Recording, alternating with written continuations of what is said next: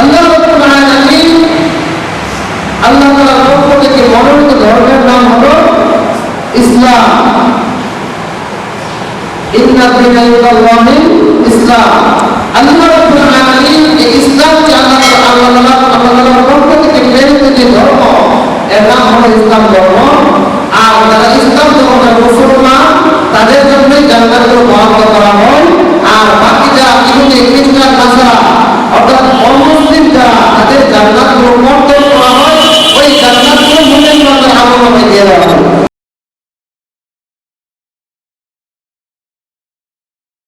إن الحمد لله نحمده ونستعينه ونستغفره ونؤمن به ونتوكل عليه ونعوذ بالله من شرور أنفسنا ومن سيئات أعمالنا. من يهده الله فلا مضل له ومن يضلله فلا هادي له. ونشهد أن لا إله إلا الله وحده لا شريك له. ونشهد أن سيدنا وسندنا وحبيبنا وأشوقنا ومحبوبنا ومولانا محمد أرسله بالحق بشيرا ونذيرا بين وداعيا إلى الله بإذنه وسراجا منيرا. أما بعد فقد قال الله تعالى في كلامه المجيد وفي فرقانه الحميد. أعوذ بالله من الشيطان الرجيم. بسم الله الرحمن الرحيم. فادخلي في عبادي وادخلي جنتي. وقال الله تعالى الحمد لله رب العالمين الرحمن الرحيم. صدق الله المولانا العظيم. اللهم صل على محمد وعلى آل محمد كما صليت على إبراهيم وعلى آل إبراهيم إنك حميد مجيد. اللهم بارك على محمد وعلى آل محمد كما باركت على إبراهيم وعلى آل إبراهيم إنك حميد مجيد. سبحانك لا علم لنا إلا ما علمتنا إنك أنت العليم الحكيم. মহান আল্লাহ রাব্বুল আলামিনের কাছে অসংখ্য অগণিত সুজুদ এবং শুকর জাল্লা শানুহু আপনাকে আমাকে এই ফিতনা ফাসাদের জামানায় দুনিয়াবি সমস্ত কাম থেকে ফারেক করে যে আল্লাহ রাব্বুল আলামিন আপনাকে আমাকে নান্দিয়া সংগন দক্ষিণ পাড়া বাইতুন নূর জামে মসজিদের উদ্যোগে আয়োজিত মাসিক ইসলাহি মাহফিলে আসার মতো বসার মতো দু চারটি কথা বলা এবং শোনার মতো তৌফিক এনায়েত করেছেন। এজন্য মালিকের দরবারে কালিমাতুল শুকর আদায় করি আলহামদুলিল্লাহ। আমরা আরো জোরে সরে বলি আলহামদুলিল্লাহ।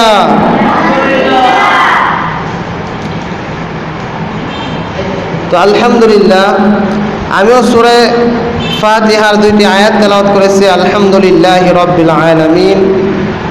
আরেকটি আয়াত তেলাওয়াত করেছি, ফাদখুলি ফি ইবাদি ওয়াদখুলি জান্নাতি। আল্লাহ রাব্বুল আলামিন কোরআনে পাকে ইরশাদ করেন যে বান্দা যখন নেক আমল করবে, বান্দার আমলগুলো যখন আল্লাহ রাব্বুল আলামিনের কাছে গ্রহণযোগ্য হবে, আল্লাহ রাব্বুল আলামিন ওই বান্দার জন্য যে জান্নাত সৃষ্টি করে রেখে দিয়েছেন, ওই বান্দার জন্য জান্নাত এবং জাহান্নাম দুটোই আছে। যে ব্যক্তি নেক আমল করবে, আমলে সলেহ করবে, ওই ব্যক্তির জন্য আল্লাহ রাব্বুল আলামিন জান্নাতকে তার জন্য বরাদ্দ করে রেখে দিয়েছেন। আল্লাহ রাব্বুল আলামিন প্রত্যেকটা মানুষের জন্য, প্রত্যেকটা বান্দার জন্য একটি করে জান্নাত তৈরি করে রাখছেন। সুবহানাল্লাহ। প্রত্যেকটা মানুষের জন্য, হোক সে হিন্দু হোক সে মুসলমান, অর্থাৎ প্রত্যেকটা মানুষের জন্য আল্লাহ রাব্বুল আলামিনের পক্ষ থেকে একটি করে জান্নাতের ঘোষণা। তবে যে ব্যক্তি যেমন আমল করবে, তার আমল অনুযায়ী তার জান্নাতের নাজ নিয়ামতগুলো সাজানো হবে। কারো জান্নাত চিনাইয়া নেওয়া হবে, কারো জান্নাত কি করা হবে, তার থেকে কেড়ে নেওয়া হবে। যে হিন্দু, খ্রিস্টান, বৌদ্ধ, অমুসলিম, তাদের জন্য আল্লাহ রাব্বুল আলামিনের পক্ষ থেকে একটি করে জান্নাত। অনেক সময় উলামায়ে কেরাম যখন বয়ান করে যে আল্লাহ রাব্বুল আলামিন একজন মুমিন বান্দাকে, একজন মুসলমানকে সর্বনিম্ন এই দুনিয়ার 10 দুনিয়ার সমপরিমাণ একটা জান্নাত দান করবেন। সুবহানাল্লাহ। এই বয়ান করে আবার মাঝে মাঝে বলেও কি যে কারো জন্য একটা জান্নাত, কারো জন্য 2টা জান্নাত, এমনভাবে অনেক সময় বয়ান করে না। ওই একটা জান্নাতের জায়গায় 2টা জান্নাত আসলো কোথা থেকে? একটা মুমিন বান্দা, একজন আল্লাহওয়ালা, একজন বুজুর্গের জন্য যে জান্নাত 2টা 4টা 5টা 10টা বয়ান করা হয়, এই জান্নাতগুলো আসলো কোথা থেকে?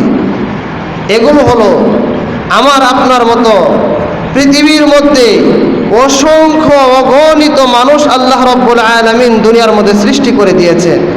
তাদের মধ্যে কিছু সংখ্যক মুসলমান, কিছু সংখ্যক হিন্দু, খ্রিস্টান, বৌদ্ধ, নাসারা, বিভিন্ন জাতে তারা বিভক্ত হয়ে গেছে।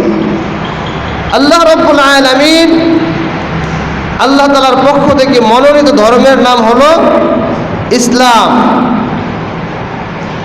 ইন্নাদ-দীনা ইনদাল্লাহিল ইসলাম।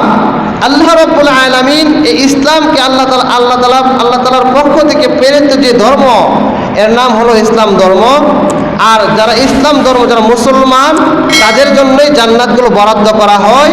আর বাকি যারা ইহুদি, খ্রিস্টান, নাসারা, অর্থাৎ অমুসলিম যারা, তাদের জান্নাতগুলো কর্তন করা হয়। ওই জান্নাতগুলো মুমিন বান্দার আমল নামায় দিয়ে দেওয়া হয়। তার যখন ভালো হয়, তার আমল আখলাক যখন ভালো হয়, তার আমলের বদৌলতে আল্লাহ তাআলাকে যখন সে রাজি এবং খুশি করার উদ্দেশ্য নিয়ে আমল করে, তখন আল্লাহ তাআলা খুশি হয়ে তাকে আরেকটা জান্নাত দান করেন।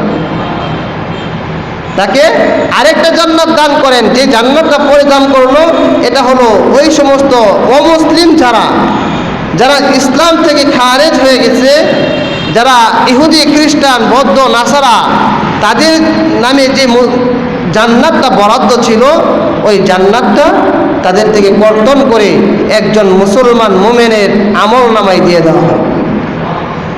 এই জন্য আল্লাহ রাব্বুল আলামিন ঘোষণা দিয়েছেন, যে ব্যক্তি নেক আমল করবে, আমলে সলেহ করবে, ফাদখুলি ফি ইবাদি ওয়াদখুলি জান্নাতি, ওই ব্যক্তিকে আল্লাহ তাআলা কি করবে? জান্নাতে প্রবেশ করিয়ে দিবেন। সুবহানাল্লাহ। এই জন্য আরেকটা হাদিস বলতে হয়, ইন্নামাল আমালু বিন্নিয়াত।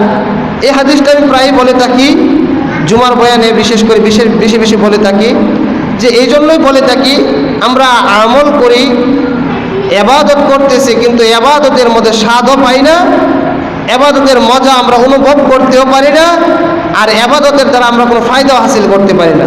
এর কারণ হলো ওই যে রাসূল সাল্লাল্লাহু আলাইহি ওয়াসাল্লামের যে হাদিস, ইন্নামাল আমালু বিন্নিয়াত, বান্দার প্রত্যেকটা কাজ, প্রত্যেকটা আমল তার নিয়তের সাথে সম্পর্ক রাখে। সে যখন নিয়ত করবে যে আমি যদি এখন নামাজ পড়ি, এই নামাজটা আল্লাহ তাআলা তাকে ওই নামাজের দ্বারা দুনিয়াতে এবং আখিরাতে কামিয়াব দান করবে, তার নিয়ত যদি এমন থাকে আল্লাহ তাআলা তাকে দুনিয়াতেও এবং আখিরাতেও কামিয়াব দান করবেন। আর যদি সে মনে মনে ভাবে যে আমি নামাজ পড়তেছি, মানুষ আমাকে কি বলবে? নামাজি বলবে। মানুষ কি বলবে? নামাজি বলবে।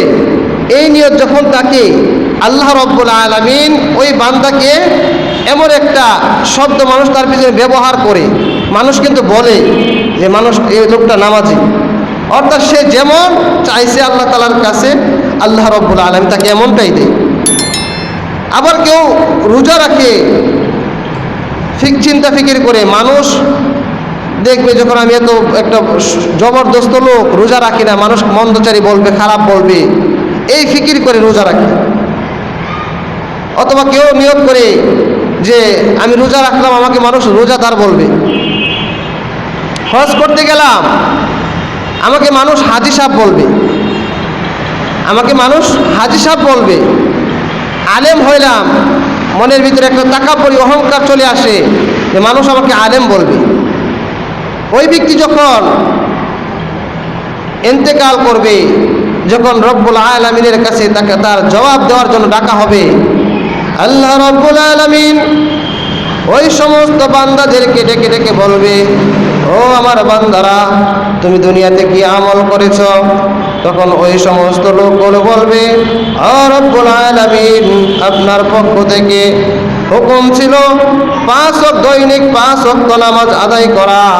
আমি জিন্দেগিতে কোনোদিন 5 ওয়াক্ত নামাজ ছাড়ি নাই। আমার বুঝমান হওয়ার পর থেকে কোনোদিন আমি 5 ওয়াক্ত নামাজ ছাড়ি নাই।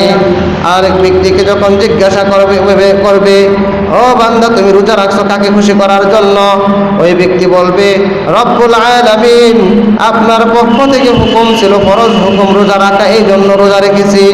আবার যখন কোনো ব্যক্তিকে প্রশ্ন করা হবে, ও বান্দা, তুমি হজ করেছো কেন? ওই হাজী সাহেব যখন বলবে, ও রব্বুল আলামিন, আপনাকে রাজি খুশি করার জন্য, আপনার রেজামন্দি হাসিল করার জন্য আমি হজ করেছি। আলেমকে যখন ডেকে ডেকে বলবে, ও মাওলানা সাহেব, ও মুফতি সাহেব, তুমি কি কি আমল করেছো? তুমি আলেম হইলে কেন? তুমি মুফতি সাহেব হইছো কেন? তখন তাকে জিজ্ঞাসা করার পর ব্যক্তিটা বলবে, আমার উপর ইলমে দ্বীন অর্জন করা ফরজ ছিল, এই জন্য ইলম অর্জন করেছি। আল্লাহ রাব্বুল আলামিন তখন ডাক দিয়ে বলবে, ও আমার বান্দারা, তুমি যা বলতেছো তোমার একটা কথাও এখন সত্য না। তখন ওই ব্যক্তির যে নিয়তগুলো ছিল আল্লাহ রাব্বুল আলামিন প্রত্যেকটা প্রকাশ করে দিবে। দেখো তোমার আমলনামা খুলে তার সামনে ধরে দিবে, এই যে দেখো তোমার আমলনামা।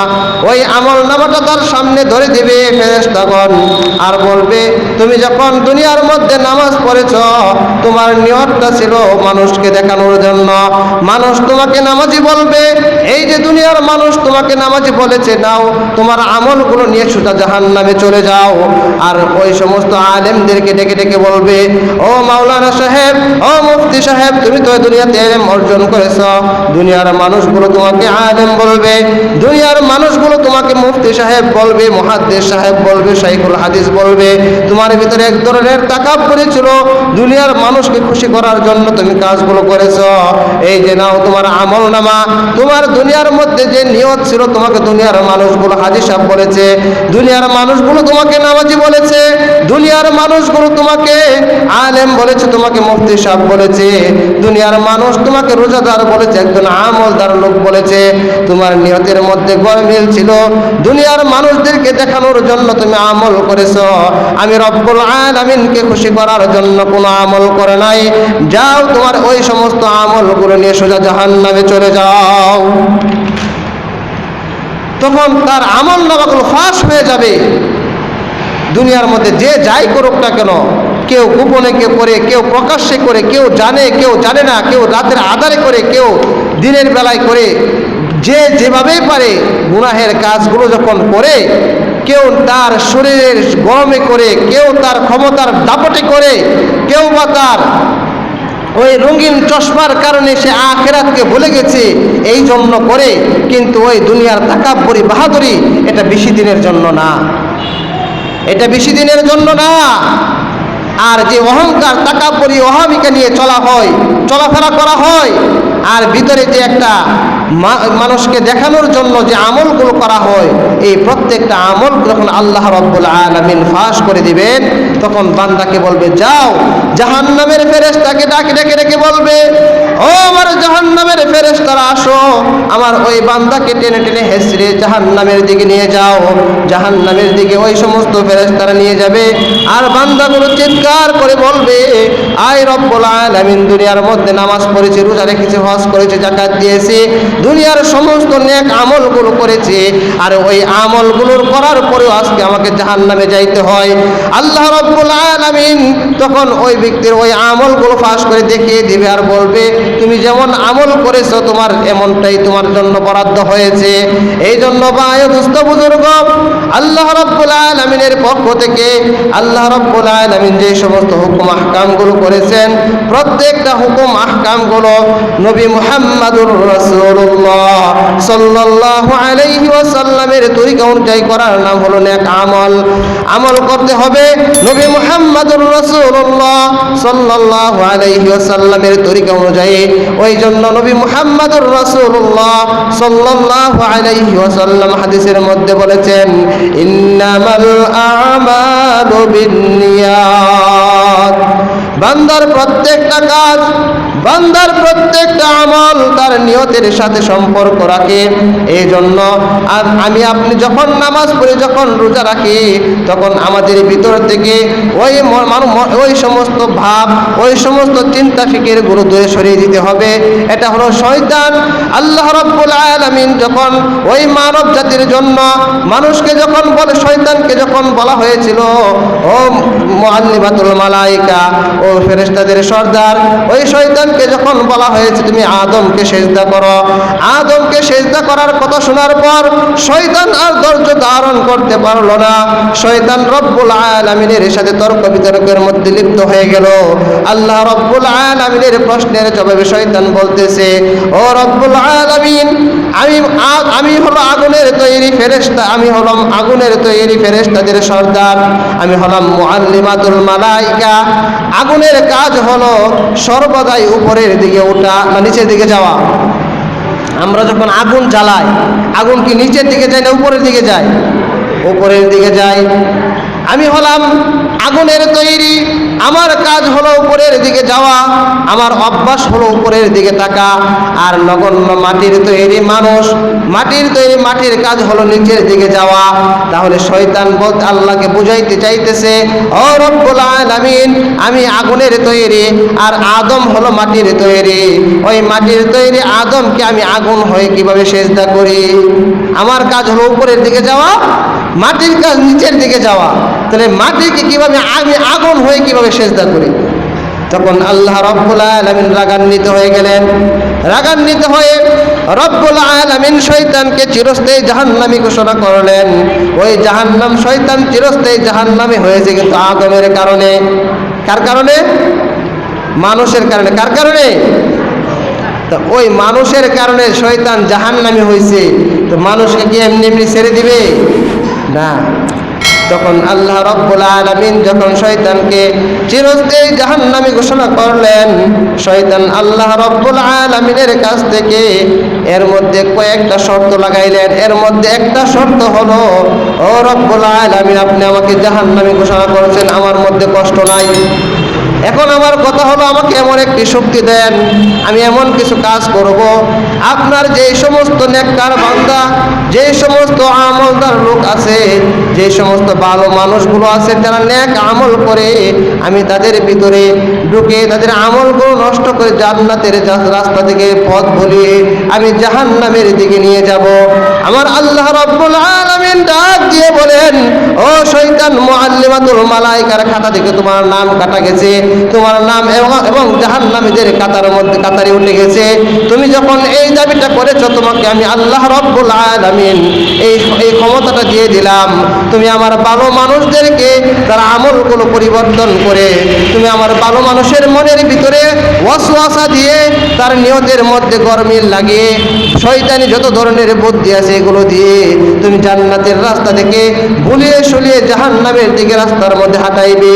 আর আমি আল্লাহ রব্বুল আলামিন আমার বান্দাকে এত মায়া করি, এত মহাব্বত করি, আমার বান্দা যদি গভীর রজনীতে, গভীর রাত্রিতে, তাহাজ্জুদের সময় ঘুম থেকে উঠে আমি আল্লাহ রব্বুল আলামিনের কাছে দিল থেকে একবার তওবা করে আর 2 ফোঁটা চোখের পানি ছেড়ে দেয়, জাহান্নামে চলে গেলাম।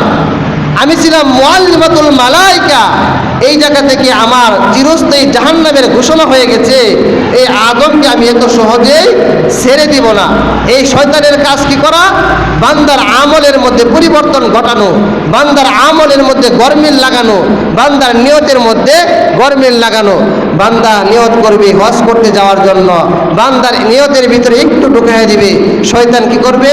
আরে বেটা, হজ করতে যাচ্ছ ভালো কথা, তোমার ভিতরে একটা ভাব চলে আসার কথা। এখন তুমি তো একজন হাজী সাহেব মানুষ, তুমি বেটা মুফতি সাহেব হয়েছ, তোমার ভিতরে একটা ভাব থাকা দরকার, তুমি একজন মুফতি সাহেব, একজন আলেম। এই সমস্ত ওয়াসওয়াসাগুলো কে ঢুকায়? শয়তান ঢুকায়। কেন? বান্দার আমলগুলো নষ্ট করে দেওয়ার জন্য, যে বান্দা যেন জান্নাতে না গিয়ে জাহান্নামে চলে যায়।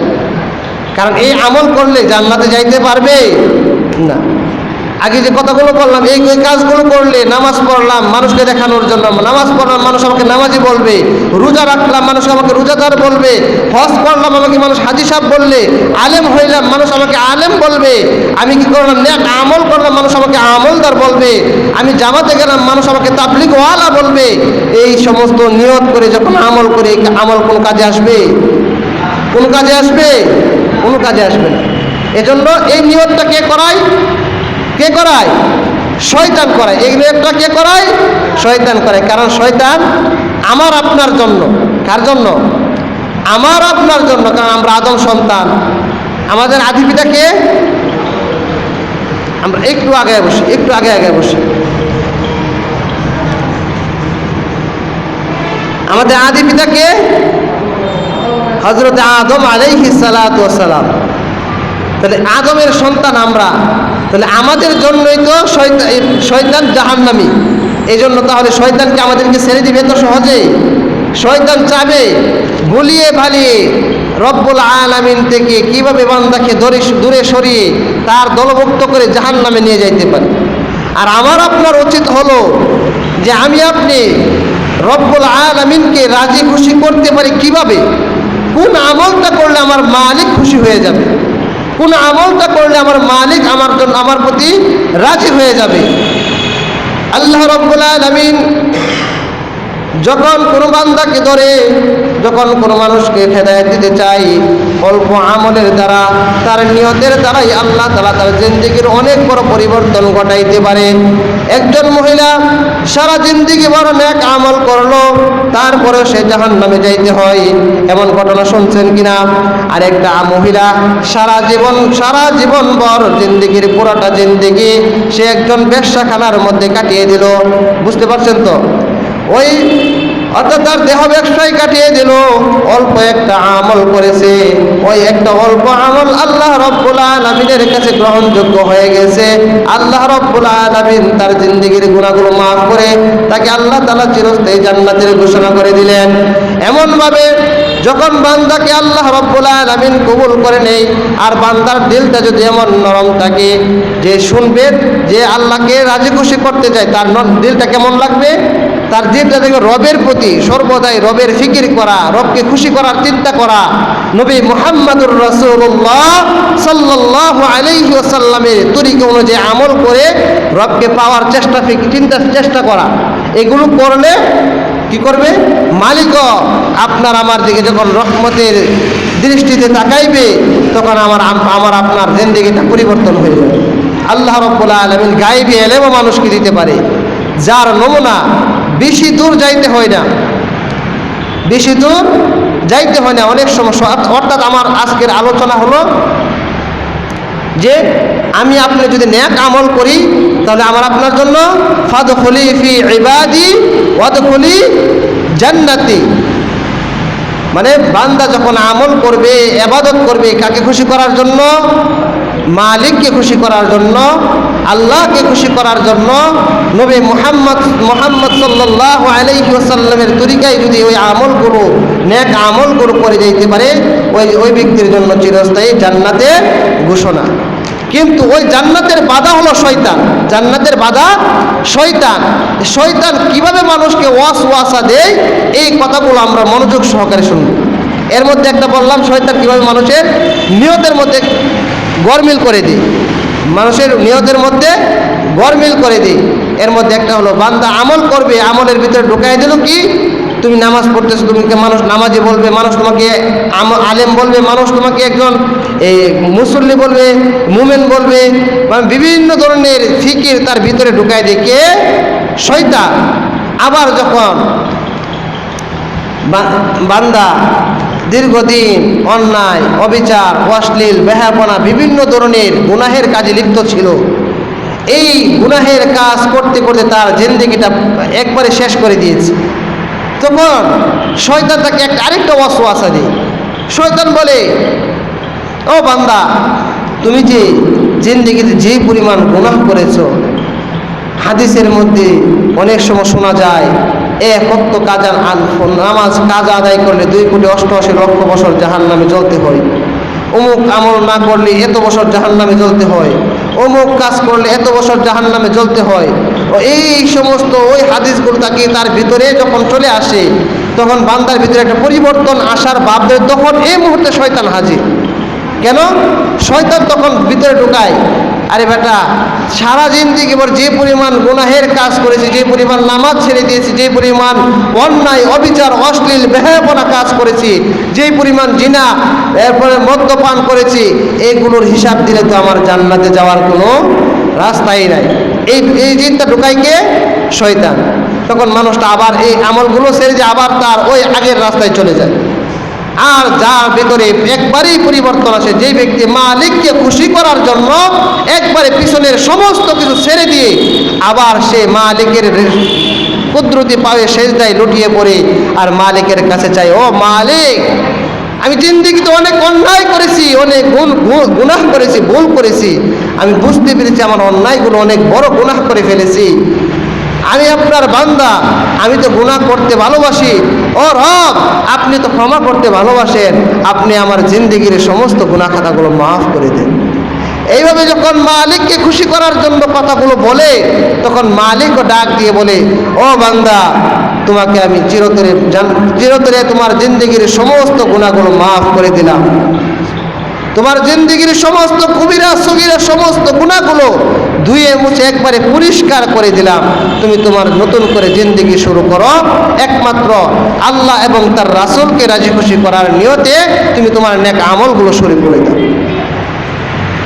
এজন্য শয়তানকে রাজি করব না আল্লাহকে রাজি করব? আমরা খুশি করব কাকে? আল্লাহকে না শয়তানকে? আল্লাহকে। নিয়ত থাকতে হবে আমি আমার মালিককে খুশি করব, আর দুনিয়ার সমস্ত মানুষগুলো যদি আমার বিরুদ্ধে চলে যায়, যেমন আমি আরেকটা আলোচনা করেছি, আজকে জমাতেও গেছে, যে ওয়াতাইযু মান তাশা ওয়া তাযিল্লু মান তাশা, আল্লাহ রাব্বুল আলামিন যাকে ইচ্ছা তাকে ইজ্জত দান করেন, আবার যাকে ইচ্ছা তাকে বেইজ্জতিও করেন। আল্লাহ রাব্বুল আলামিন যখন কোনো মানুষকে ইজ্জত দান করেন, দুনিয়ার সমস্ত মানুষগুলো চেষ্টা করলেও তাকে বেইজ্জতি করতে পারবে না। এটা কার কথা? এটা কার কথা? না হুজুরের কথা?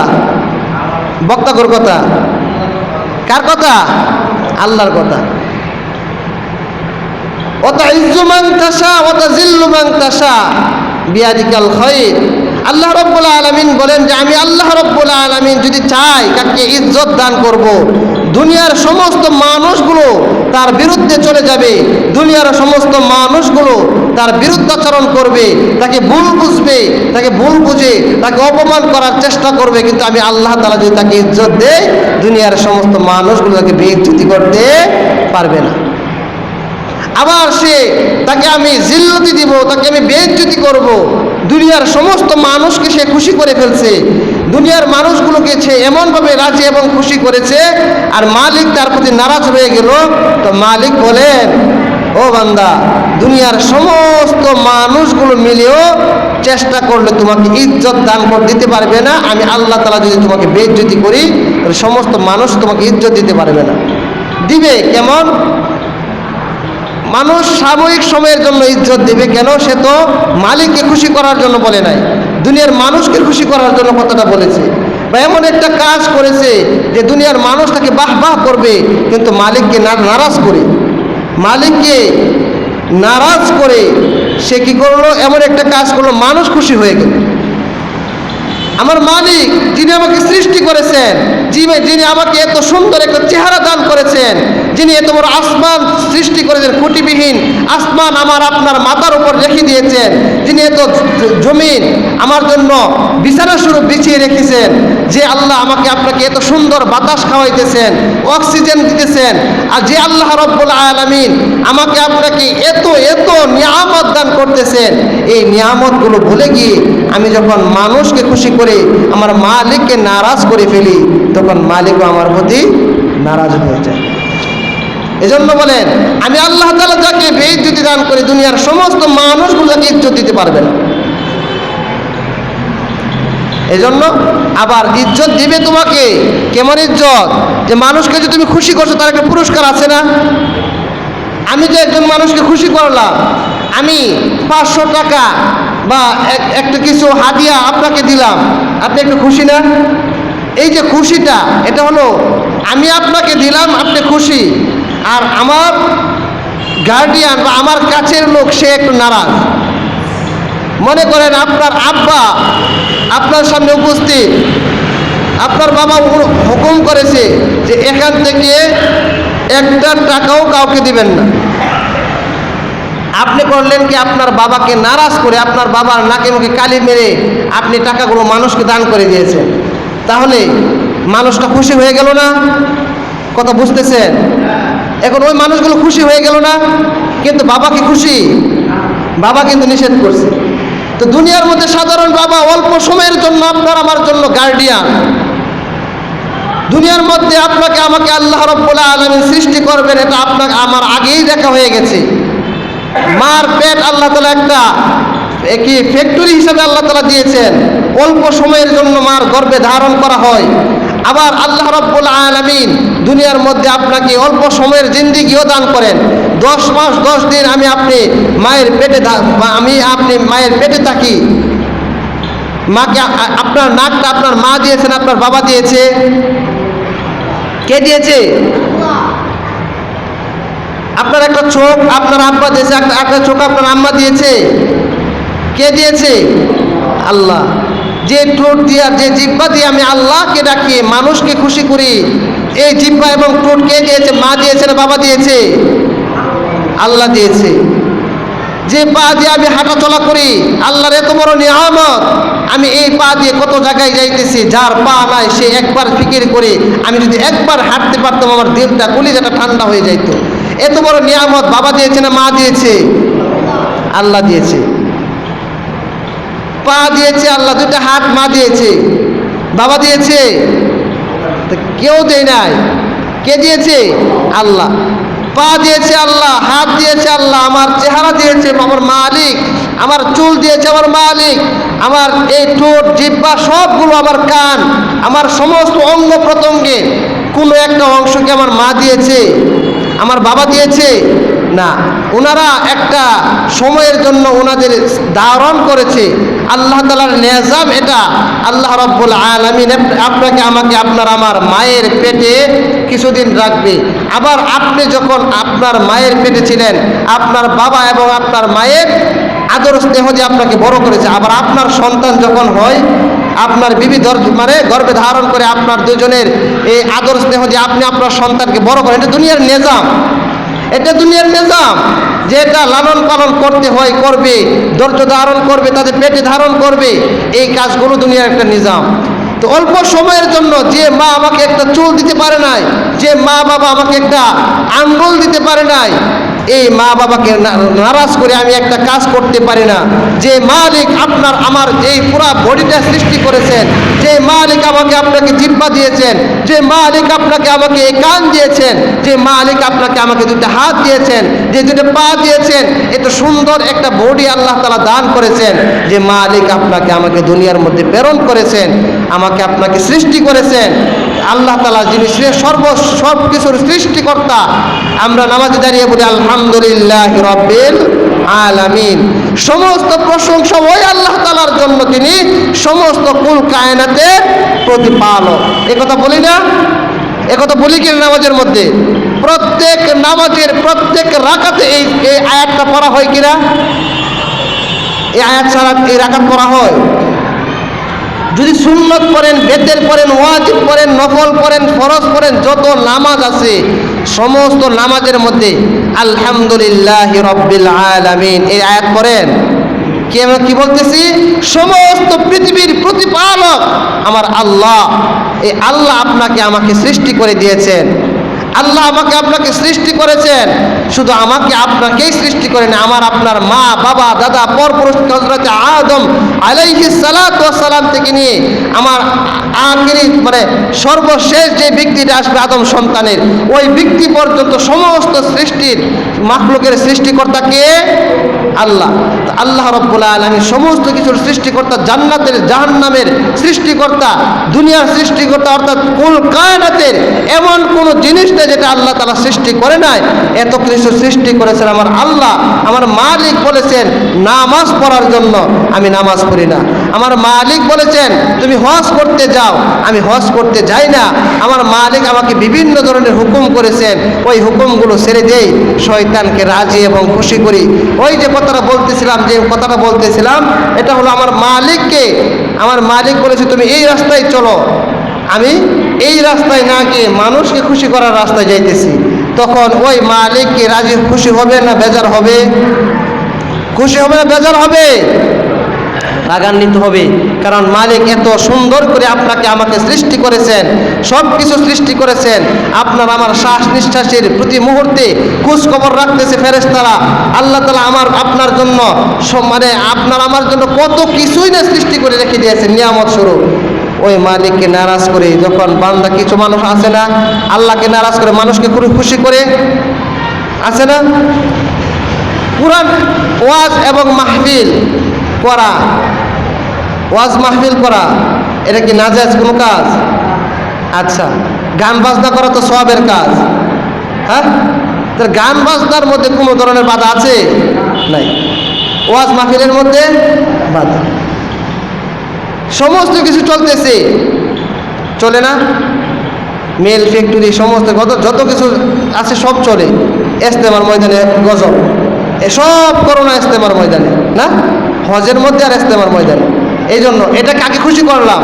মানুষকে খুশি করলাম, মাখলুককে খুশি করলাম, মালিক কিন্তু নারাজ হয়ে গেল। সমস্ত বিপদে আপদে বালা মুসিবতে চাইতে হবে কার কাছে? না মানুষের কাছে? বারাক ওবামার কাছে? ট্রাম্প তার কাছে?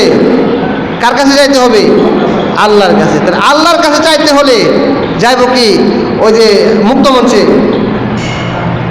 গানের আসরে, নাটক সিনেমার হলে? তো মালিককে চাইতে হলে তো মালিকের ইবাদত করতে হবে। তো ইবাদতের কিছু স্থান হলো, কিছু গুরুত্বপূর্ণ পয়েন্ট হলো, এর মধ্যে হলো সবচাইতে বড় হলো হজ করতে যা মানুষ। এই জায়গার মধ্যে হজ করা, তওয়াফ করা এগুলো বন্ধ, এখন আবার চালু হয়েছে আলহামদুলিল্লাহ, আল্লাহ তাআলার শুকরিয়া আদায় করতে হয়। এরপরে বিশ্বের দ্বিতীয় বৃহত্তম মুসলিম জমায়েতের স্থান হলো, সারা পৃথিবীর মধ্যে সর্ববৃহৎ দ্বিতীয় স্থানে আছে হলো ইজতেমার ময়দান।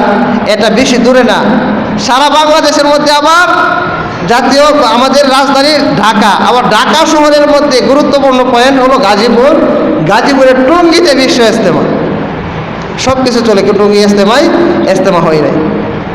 ইজতেমার মধ্যে পৃথিবীর আনাচে কানাচ থেকে লক্ষ লক্ষ মুমিন মুসলমান আল্লাহ ওয়ালা, যাদের চেহারা দেখলে আল্লাহ তাআলা সগীরা গুনাহ মাফ করে দেন, সুবহানাল্লাহ। এমন অসংখ্য বুজুর্গ এখানে থাকে, ওনারা আসে, যখন ওনাদের সাথে যখন আমাদের হাতটা উত্তোলন করব, বলা যায় না কার হাত আল্লাহ তাআলা কবুল করেন। একজনের রসিলে আমাদেরকেও আল্লাহ তাআলা কবুল করতে পারেন। আমরা ওই জায়গার মধ্যে গিয়ে আল্লাহ তাআলার কাছে পানাহ চাইবো, আল্লাহ তাআলার কাছে ক্ষমা চাইবো, ও রব আমাদেরকে আপনি হেফাজত করুন। ডাক্তার যদি চেষ্টা করতো যে করোনা ভ্যাকসিন এখনো পর্যন্ত আবিষ্কার করতেছে, কত সমস্যা, যাই হোক আবিষ্কার করা ভালো।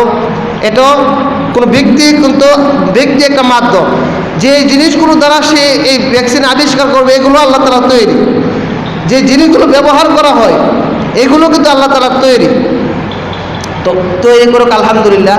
তবে এই ভ্যাকসিন, মাস্ক, উমুক তুমুক এগুলো করোনা ভাইরাস বা উমুক তুমুক থেকে আমাদেরকে হেফাজত করতে পারবে না। হ্যাঁ, তবে এগুলো পরা সতর্কতামূলক ব্যবহার করা দরকার, এমনিতেই করা দরকার। যেমন রাস্তাঘাটের যে অবস্থা, একটা মানুষকে সারা বছরই মাস্ক ব্যবহার করা দরকার।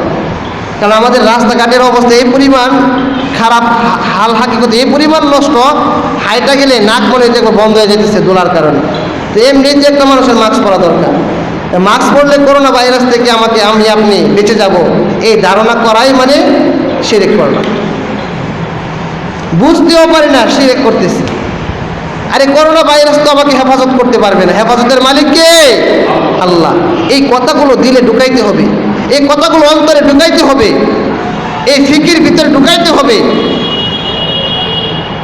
এই জন্য স্থায়ী মাহফিলের আয়োজন, প্রতি মাসে এই মাহফিলটা হয়, যেখানে যে দু চারটা কথা বলা হয় এগুলো আমলের নিয়তে শোনা। আমরা হাজার হাজার লক্ষ লক্ষ টাকা খরচ করি, ওয়াজ মাহফিল করাই না?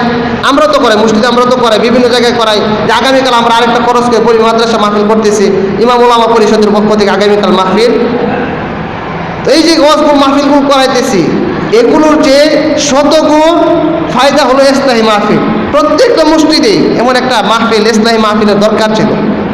আমরা তো এখন ওই যে সুর, আমরা হয়তো ওই যে কুয়াকাটা চলে যাবার মন চায়, মাঝে মাঝে মনে চায় যে আসমানে চলে যায়, মাঝে মাঝে মনে চায় অমুক জায়গায় চলে যায়। অর্থাৎ সুরের কারণে আমরা বিভিন্ন জায়গায় দৌড়াদৌড়ি করি। আসলে এই যে এখানেও নিয়তের কর্মে শয়তান ধোঁকায় ফেলাইছে। শয়তান বলতেছে, বান্দা তুমি অসুস্থ শুনতে যাইতেছ, ভালো কথা, তোমার ভিতরে যদি পরিবর্তন চলে আসে তাহলে জাহান্নামে যাবে কে? শয়তানের কাজ কি করা? বান্দাকে জান্নাতের রাস্তায় ঘুরে জাহান্নামের দিকে নিয়ে যাওয়া। আলোচনার কথা মনে আছে তো নাকি পিছনের কথাটা? যে শয়তান মানুষের জন্য সে জাহান্নামী হয়েছে, মানুষের কারণে মানুষ একটা মাধ্যম ছিল। আল্লাহ তাআলা বলছে সেজদা করো, সেজদা করে নাই, তো আল্লাহ তাআলা তাকে জাহান্নামী ঘোষণা করেছে। তো এখানে মাধ্যমটা কি? মানুষটা, মানুষের জন্য তুমি সে বিপদে পড়লো। আচ্ছা যাই হোক, এই জন্য সে মানুষকে ছাড়তে চায় না। আল্লাহ তাআলার কাছে অর্ডার নিয়ে আসছে, আমলনামা নিয়ে আসছে, আই রব আমার 4টা আপনার কাছে আবেদন যেটা কবুল করবেন। এর মধ্যে একটা হলো আপনার যে সমস্ত নেককার বান্দা, আমলদার বান্দা, তাদেরকে আমি জান্নাতের দিক থেকে বলিয়ে শুলে জাহান্নামের দিকে নিয়ে যাব। তখন ওই বান্দা যখন নেক আমল করতে যায়, তখন ওই শয়তানের আর সহ্য হয় না। শয়তান মনে মনে ভাবে, আরে এ মানুষের জন্য তো আজকে আমি জাহান্নামী, আমি তো ছিলাম মুআল্লিমাতুল মালাইকা, আমি তো ছিলাম ফেরেশতাদের সর্দার, তাদের জন্য আজকে আমি চিরস্থায়ী জাহান্নাম আমার, আর সে যাবে জান্নাতে আর আমি যাব জাহান্নামে। এটা তো সহ্যই হয় না আমার, এটা তো বরদাস্ত করা যায় না। তখন সে ওই বান্দার পিছনে পিছনে লেগে যায়। সে ওয়াজ শুনতে যাইতেছে, তখন তার ভিতরে ঢোকায়, এই বেটা ওয়াজে যাইতেছ, বক্তার তো কঠিন সুর, তাহলে তার মনের ভিতরে ঢুকে যায় কি সুর ভালো, কণ্ঠ ভালো। এই কণ্ঠের কারণে এই সুর শোনার জন্য সে কি করতেছে? মাহফিলে যাইতেছে। নিয়তের মধ্যে পরিবর্তন চলে আসলে, ইন্নামাল আমালু বিন্নিয়াত, বান্দার প্রত্যেকটা আমল তার নিয়তের সাথে সম্পর্ক রাখে।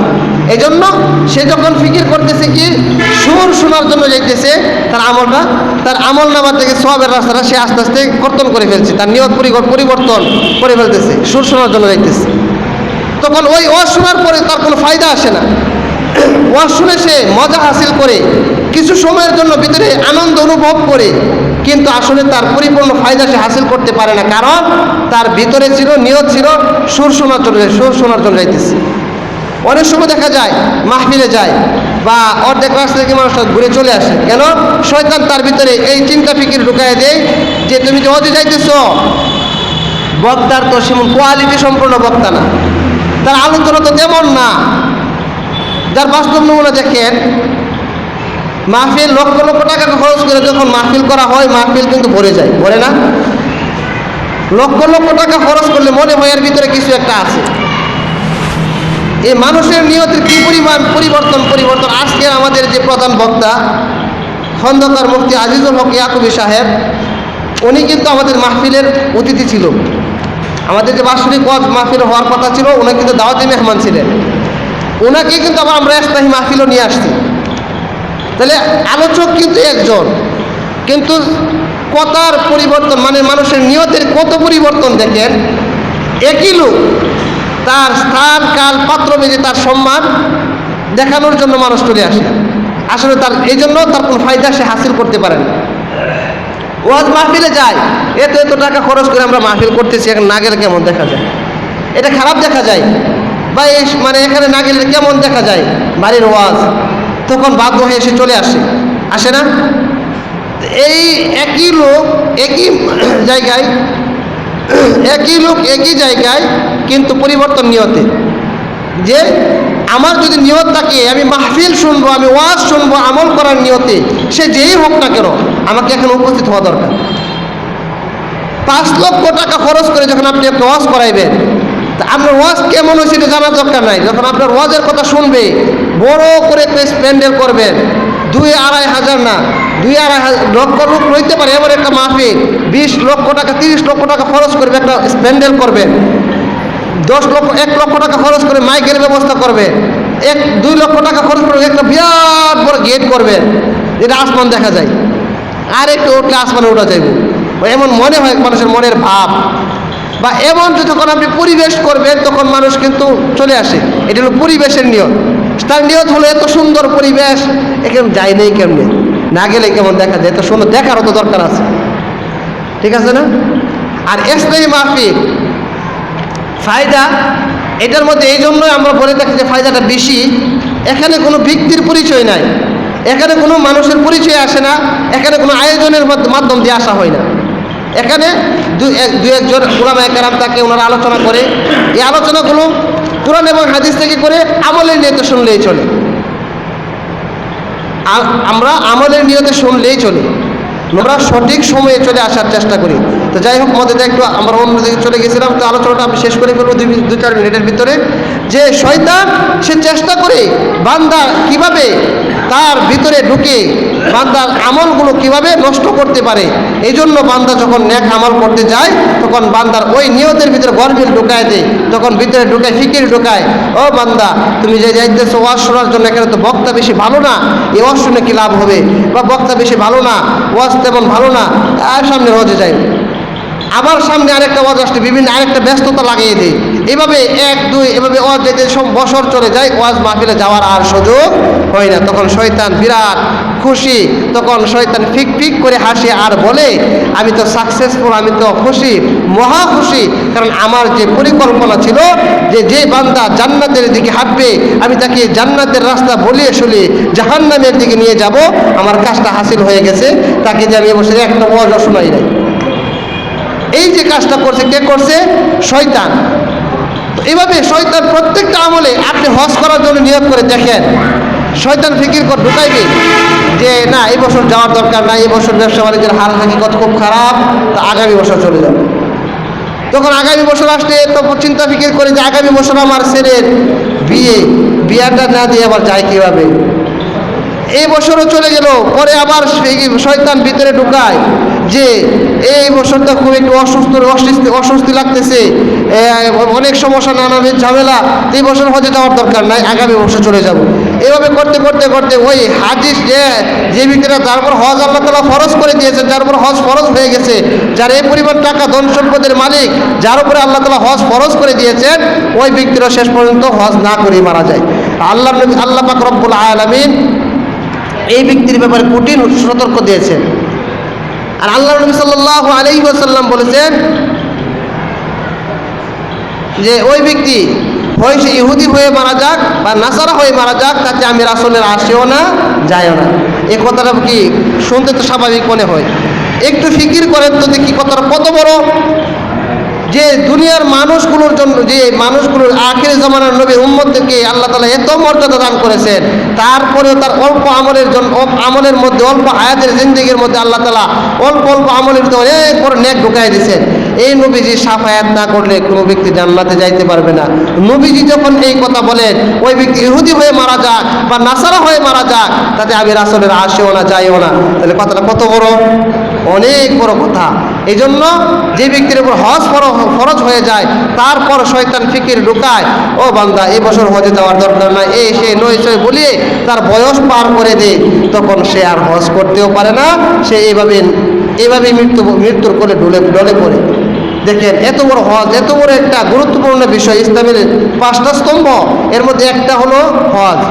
হজ সবার উপরে ফরজ না, হজ সবার উপরে ফরজ না।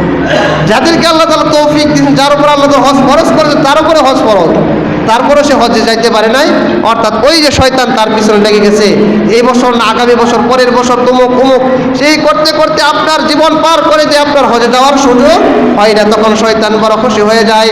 শয়তান তখন ফিক করে হাসতে থাকে আর বলতে থাকে, ও মালিক, আমি আপনার কাছে যে অনুমতি নিয়ে এসেছিলাম, আপনার ওই সমস্ত বান্দাদেরকে জাহান্নামে নিয়ে যাব, আপনার ওই সমস্ত বান্দারা যারা জান্নাতের দিকে হাঁটতেছে, তাদেরকে জান্নাতের রাস্তা বলিয়ে আমি জাহান্নামের দিকে নিয়ে যাব।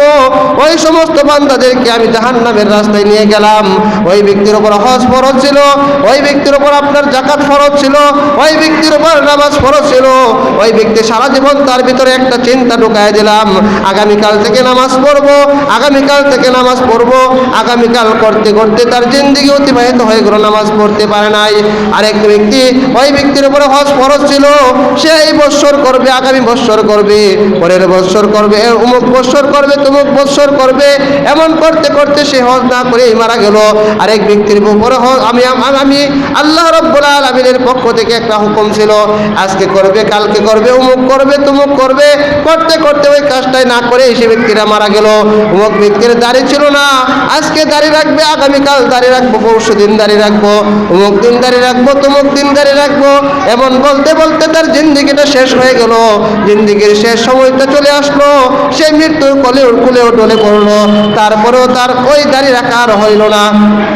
এভাবে প্রত্যেকটা কাজের সময় আমি শয়তান তাকে ওই ওয়াসওয়াসা দিয়ে তাকে ওই সমস্ত নেক আমলগুলো থেকে দূরে সরিয়ে রাখলাম। আর শেষ পর্যন্ত ওই ব্যক্তিটা অনেক মানুষকে, অনেক আমলদার লোকদেরকে অনেক সময় দেখা গেছে শয়তান এমনভাবে ধোঁকার মধ্যে ফেলে দেয়, ওই ধোঁকার মধ্যে ফেলে দেওয়ার বদৌলতে এমন একটা পরিবেশ সৃষ্টি হয়ে যায়, শেষ পর্যন্ত ওই লোকটা বেঈমান হয়ে মারা যায়। এই জন্য ওই শয়তানকে আমি নারাজ করে আমার মালিককে খুশি করার চেষ্টা করব। আর যখন কোনো মানুষ মালিককে নারাজ করে, ওই শয়তানকে খুশি করার চেষ্টা করে, দুনিয়ার মানুষকে খুশি করার চেষ্টা করে, আল্লাহ রাব্বুল আলামিন তার প্রতি নারাজ হয়ে যায়, শেষ মুহূর্তে ওই ব্যক্তিটা বেঈমান হয়ে মারা যায়। আর যখন কোনো মানুষ আল্লাহকে খুশি করার জন্য নেক আমল করে, আল্লাহকে খুশি করার জন্য আমল করে, শয়তানকে নারাজ করে ফেলে, দুনিয়ার মানুষকে নারাজ করে ফেলে, একমাত্র আল্লাহকে রাজি খুশি করার জন্য ওই আমলটা করে ফেলে, হক কথা যখন বলতে যাই, হক কথা বলার সময় চিন্তা করে আমি যদি এখন ওই সুদের বয়ান করি আমার ইমামতি চলে যাবে, আমি যখন ঘুষের বয়ান করি, ঘুষের বয়ান করলে আমার ইমামতি চলে যাবে, ঘুষের বয়ান করলে আমার ওই এলাকার মধ্যে মানুষ আমাকে লাঞ্ছিত করবে, ঘুষের বয়ান করলে আমার জনমত চলে যাবে, ঘুষের বয়ান করলে আমার একটা আন্তরিকতা কমে যাবে, এই ফিকির করে যখন ওই মানুষগুলো ওই সমস্ত কাজ থেকে বিরত থাকে, আল্লাহ রাব্বুল আলামিন তখন ডাক দিয়ে বলেন, ও বান্দা, তুমি যখন তোমার ওই সমস্ত মাখলুকদেরকে, ওই সমস্ত দুনিয়ার মানুষদেরকে খুশি করার জন্য আমল করেছ, দুনিয়ার মানুষদেরকে খুশি করার জন্য ওই সমস্ত কথা থেকে বিরত রয়েছ, হকের উপর থেকে তুমি চলে গিয়েছ, তখন ওই সমস্ত মানুষ দ্বারাই আল্লাহ তাআলা তোমাকে লাঞ্ছিত এবং অপদস্থ করবে। আর আল্লাহ রাব্বুল আলামিন বলেন, তুমি যখন আল্লাহকে রাজি খুশি করার জন্য, মালিককে রাজি খুশি করার জন্য তুমি হক কথা বলেছ, সুদের কথা বলেছ, ঘুষের কথা বলেছ, নাজায়েজ কথাগুলো থেকে বিরত থাকার কথা বলেছ, তুমি যখন মদের কথা বলেছ, মদ হারাম আল্লাহ তাআলা করেছেন, এই কথা আমি বলতে বাধা কোথায়? কথাটা কার? আল্লাহ। ঘুষ হারাম করেছে কে? আল্লাহ। আল্লাহ তাআলা হারাম করেছে অনেক কিছু, এর মধ্যে এই সমস্ত কথা কোনো মানুষের বানানো নয়, এই সমস্ত কথাগুলো কোনো মাখলুকের তৈরি নয়। আমার আল্লাহ রাব্বুল আলামিন এই সমস্ত হুকুমগুলো করে দিয়েছেন, সুদ আল্লাহ তাআলা হারাম করে দিয়েছেন। আমার বলতে আমার বাধা কোথায়? ঘুষ আল্লাহ তাআলা হারাম করে দিয়েছেন, বলতে আমার বাধা কোথায়? কোরআনের কথা বলতে আমার বাধা কোথায়? যদি আপনার বাধা দেওয়ার ইচ্ছা থাকে তাহলে কোরআনকে বন্ধ করে দেন।